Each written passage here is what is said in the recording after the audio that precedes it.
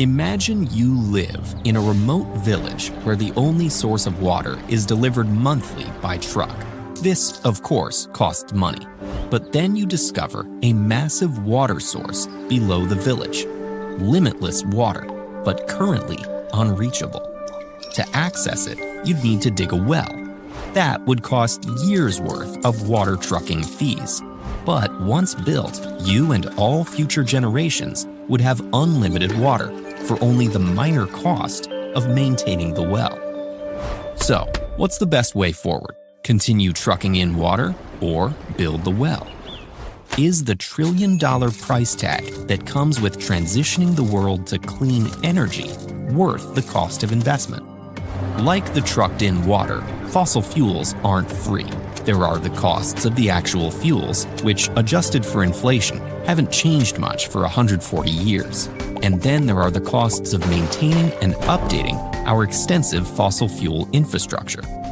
On the other hand, the wind, water, and sunlight needed to power renewables are all free and in unlimited supply, just like the village's newly discovered water table. There's just the upfront cost of building infrastructure to harness them.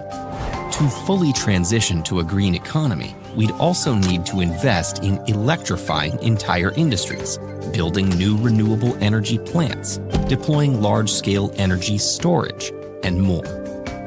Back in the early 2000s, most economic models predicted those costs to be completely impractical and prohibitively expensive.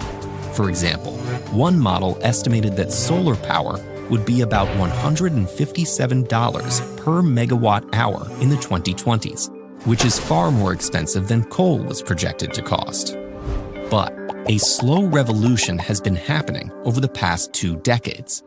In the early 2000s, some countries like Germany and China and some tech companies decided to invest huge sums of money in solar infrastructure.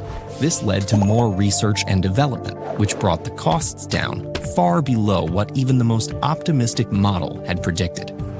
Today, solar is 84% cheaper than that early model projected it would be, making it cheaper than power from coal in much of the world. This change is so dramatic that some economists now think switching to renewable energy quickly could save trillions of dollars in the next 3 decades, despite the upfront cost. And of course, there's another important cost to consider. Global warming is very, very expensive.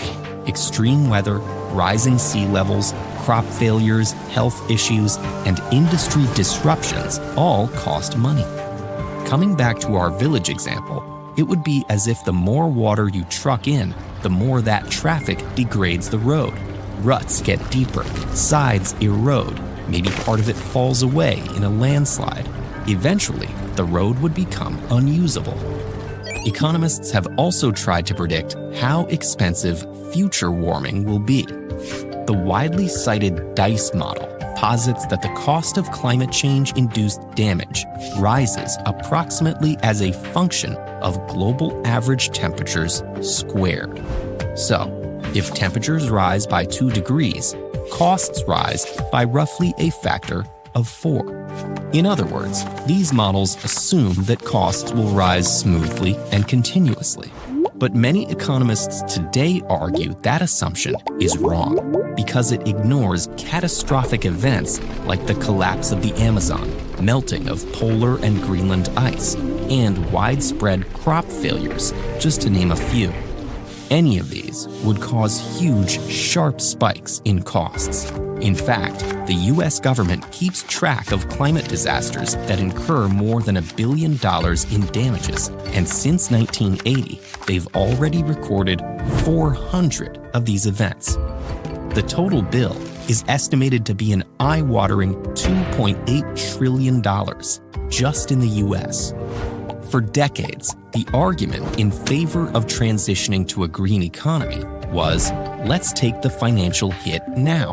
It's hard, but it'll protect the world for future generations. But that argument relied on economic modeling that underestimated the costs of a warming world and overestimated the costs of transitioning. We now know the economic outlook is different.